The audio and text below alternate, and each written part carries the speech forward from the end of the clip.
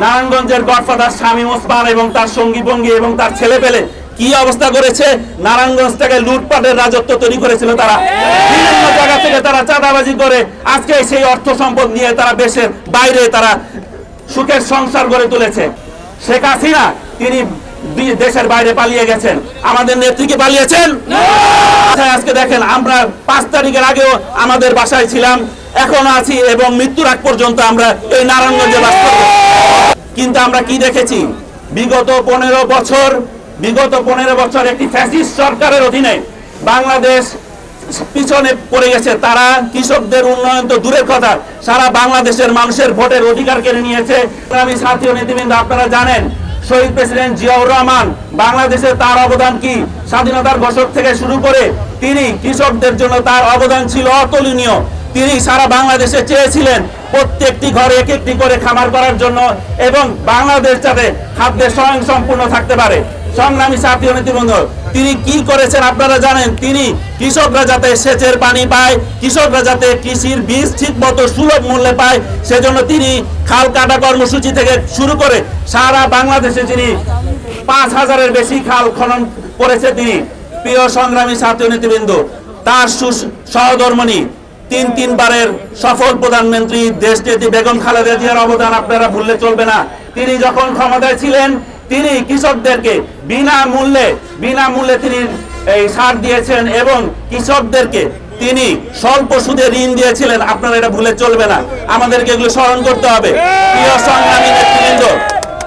প্রিয় সংগ্রামী নেতৃবৃন্দ আমাদের এই অবদান ভুললে চলবে না।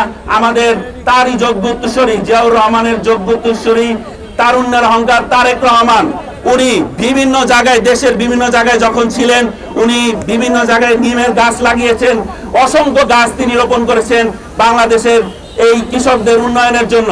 কিন্তু আমরা কি দেখেছি বিগত 15 বছর একটি ফ্যাসিস্ট সরকারের অধীনে বাংলাদেশ পিছনে পড়ে গেছে। তারা কৃষকদের উন্নয়ন তো দূরের কথা, সারা বাংলাদেশের মানুষের ভোটের অধিকার কেড়ে নিয়েছে, সারা বাংলাদেশের মানুষের অর্থ সম্পদ তারা কেড়ে নিয়ে আরামে এসে থাকছে, অথচ তাদের কর্মীদেরকে তারা ফেলে বাংলাদেশের এই ফ্যাসিস্ট সরকারের প্রধান শেখ হাসিনা তিনি দেশের বাইরে পালিয়ে গেছেন। আমাদের নেত্রীকে পালিয়েছেন। আমাদের নেত্রী আমাদের সাথে ছিলেন, আমাদের সাথেই থাকবেন মৃত্যুর আগ পর্যন্ত। আমরা এরকম একটি দলের কর্মী হয়ে নিজেকে গর্ববোধ করছি। প্রিয় সংগ্রামী সাথী ও নেতৃবৃন্দ 15 বছর এই সারা বাংলাদেশ এই নারায়ণগঞ্জে আপনারা দেখেছেন কি ধরনের লুটপাটের একটি রাজত্ব তৈরি করেছিল এই শেখ হাসিনার যারা এখানে দোসর ছিল। আপনারা এগুলো দেখেছেন। আজকে তারা কোথায়, আমরা কোথায়? আজকে দেখেন আমরা 5 তারিখের আগেও আমাদের বাসায় ছিলাম, এখনো আছি এবং মৃত্যুর আগ পর্যন্ত আমরা এই নারায়ণগঞ্জে বাস করব। অথচ কি করেছে তারা? তার এইখানকার আপনারা জানেন নারায়ণগঞ্জের একজন গডফাদার, নারায়ণগঞ্জের গডফাদার শামীম ওসমান এবং তার সঙ্গী ভঙ্গি এবং তার ছেলে পেলে কি অবস্থা করেছে। নারায়ণগঞ্জটাকে লুটপাটের রাজত্ব তৈরি করেছিল তারা। বিভিন্ন জায়গা থেকে তারা চাঁদাবাজি করে আজকে সেই অর্থ সম্পদ নিয়ে তারা দেশের বাইরে তারা সুখের সংসার গড়ে তুলেছে। প্রিয় সংগ্রামী সাথীবৃন্দ আমরা চাই এই নারায়ণগঞ্জ জেলা কৃষক দল আজকে এই 44তম প্রতিষ্ঠা বার্ষিকী উপলক্ষে আপনারা জানেন নারায়ণগঞ্জ জেলা কৃষক দল 5 তারিখের আগে থেকে শাহিন ভাই এবং আমাকে নেতৃত্ব দেওয়ার পরে থেকে আমরা চেষ্টা করেছি কৃষক দল একটা অঙ্গ সংগঠন হিসেবে সারা নারায়ণগঞ্জে অন্যান্য অঙ্গ সংগঠনের সাথে তাল মিলিয়ে আমরা একটি শক্তিশালী অঙ্গ সংগঠন রূপে আমরা তৈরি করতে পেরেছি। সংগ্রামী নেতৃবৃন্দ আপনারা জানেন বিগত 15 বছর আমাদের সাথে আমরা আন্দোলন সংগ্রাম করেছি।